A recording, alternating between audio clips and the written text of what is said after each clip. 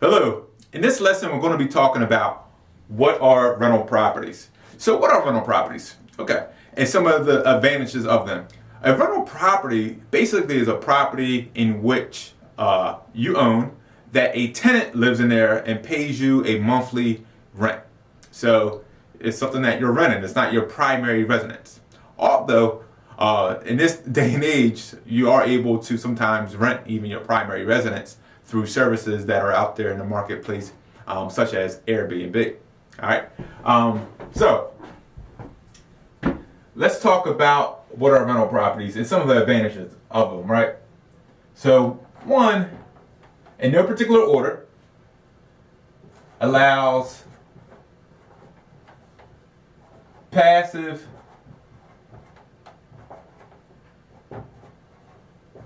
income.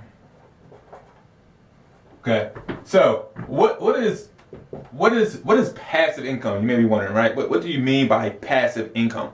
So passive income is something that income that's generated without you physically spending your time to generate this income, if that makes sense. So you think of a job, right? So a job, you have a 9 to 5, you're devoting 8 hours to make X amount of dollars, right? Whether you're making $100 an hour, $5 an hour, you got to devote your time to make that income, right? Passive income, this money is going to be generated while you're doing something else. Give you an example. I was on vacation recently and I still generated X amount of dollars because I have passive income in place. Okay? So, allow passive income. Income generated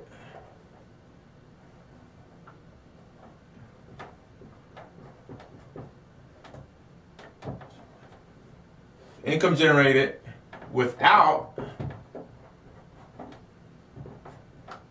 you spending your time.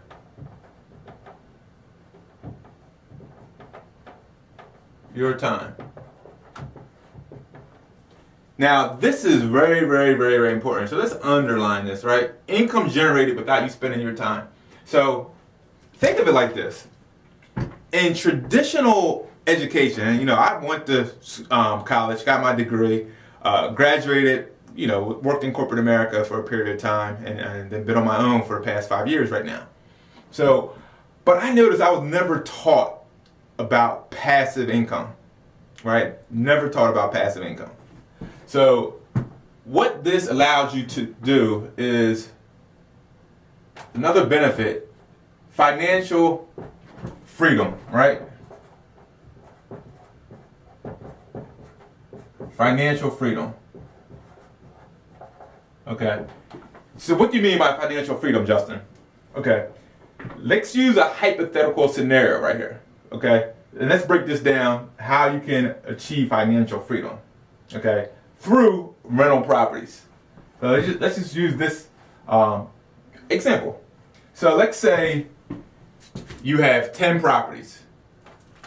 Okay. We want an example. I.A. This is going to be our example, guys. So you have 10 properties, 10 homes. All right, these are 10 houses you have. Times, let's just use a round number of $1,000. You're getting $1,000 per property. So 10 times 1,000 equals 10,000 in rental income. Okay? So you're generating 10,000 in rental income, and you're generating what? Passively. You did something one time to get that house up and running. You spent maybe 4 to 8 weeks of your time to get $1,000 for God knows how long, forever. Okay? For a long time, okay? So this is 10,000 you have. This is your monthly income. Okay, now, let's say your expenses, right? Let's just really break this down. So, expenses. Let's say your expenses, your living expenses, all right? Let's say your expenses, you have a car, you have a mortgage, you have some credit card bills, You like to eat out, right? All right. So let's just say your expenses are $4,000, okay, a month. Okay, you plug your number in. This is the example. Okay, expenses are $4,000. All right, hold on. 4,000 per month. Okay. Make this real though. You know your expenses, so you plug your number in there because this can happen. All right. So this is your variable. This is going to range depending on who you are, right? Obviously, if you're Jay-Z or P. Diddy, you got a lot more expenses, so you're going to need a lot more rental properties, right? But if you're the average working class individual, hopefully your expenses are not like P. Diddy and Jay-Z, all right? Or you really got to check your priorities if that's the case, guys. So let's say it's $4,000 per month. You have a you got a mortgage, right? You got your mortgage. That could be $1,500, right? Let's just break this down. All right. You got car note. That's $500, right? We're at $2,000 right there. You have your credit card. All right. Let's just say that's another $1,000. All right. Hopefully it's not 1,000. Let's say 1,000. So we're at 3,000, and travel, fun. Let's just say you're spending 1,000 with that, you know. So that's your 4,000. 1,500 to, okay, that's 4,000. Made that up for you guys. All right. So now, prior to you learning about rental properties, right? And you might have known nothing about this, okay? You were working 40, 60 hours a week to generate income, okay? Trading your time for dollars to generate income to pay for your lifestyle, all right? So your lifestyle is your expenses, right? This is your lifestyle. Lifestyle. All right? Okay? Because everybody has expenses based off their lifestyle. Okay? You got that? So what this means is, you mean to tell me, Justin, I can make 10 grand in rental income and my lifestyle was 4? So I have 6,000 left over per month? Yes, I ain't telling you that, guys. I am telling you that.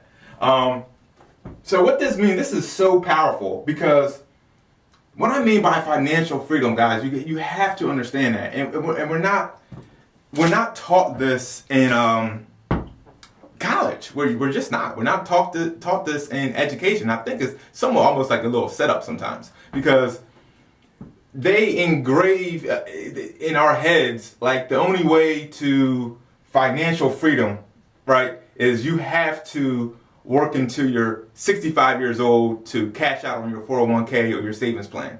That is crazy to me. Okay, that just doesn't make any sense. Because what happens between the average working adult, right, starts working maybe 24, 25, or maybe before, even earlier, right? But let's say you went to college, you're starting your work life at 24 years of age, okay, or 25. So between 25, think about this, guys, between 25 and 65, that's 40 years, okay? You mean to tell me you can't generate 10 properties in 40 years worth of time? I'll wait. Of course you can. Of course you can, if you have the knowledge. They're not teaching us this, and it gets so frustrating that they're not teaching us this. So let's just go back. So all right, so your expenses, don't ball out. Stack this. You want to buy assets, right? You want your assets. You want all your rental income paying for your mortgage, paying for your car note, paying for your credit cards, paying for your travel and fun. Now, if you still have that job, right? You just got a lot of money to play with. Because you're in a good situation if you have a job that you love. If you love that job, by all means, work that till you're 60, 80 years old. By all means. But what I'm saying is rental properties can give you financial freedom. Facts, facts, facts. Okay, I can't stress that enough.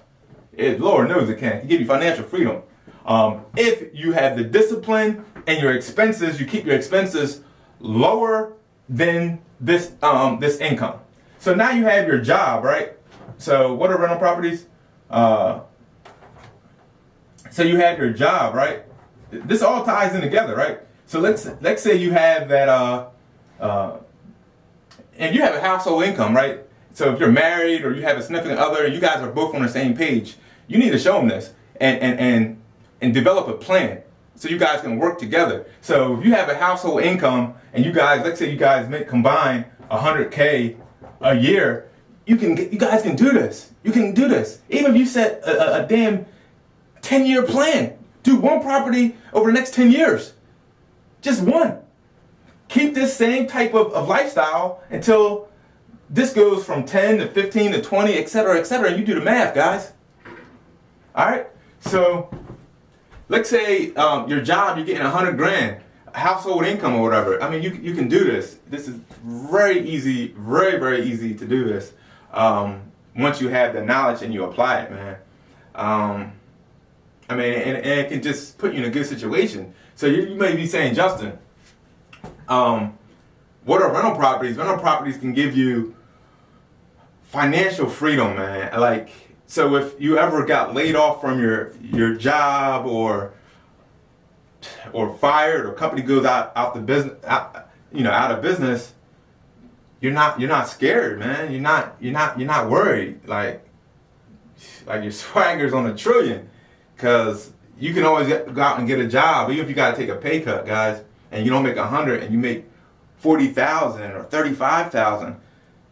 It's a great point. It's a great position to be in when your job is just additional income, and your job, you don't even got to touch that money. You can save that money or still focus on building assets, right? So this is what rental properties do. This is just a quick example. There's other benefits to rental properties, such as tax breaks and things of that nature. But so your job income is going to say you can stash this. I'm just going to say stash 100K, right? Stash. So what are rental properties? Rental properties allow you to stash your job money, right? Because if you're getting this and your expenses are this, and you got 6,000 left over, I mean, game over, ball game over. So hopefully you understand that. You got this. I know I could have been a little passionate about that, but it frustrates me that we not learning these things in universities and schools where they're charging people 10, 15, 20, 30, 40,000 a year, and we don't learn this. It just boggles my mind. But that's what rental properties are, and hopefully you enjoyed.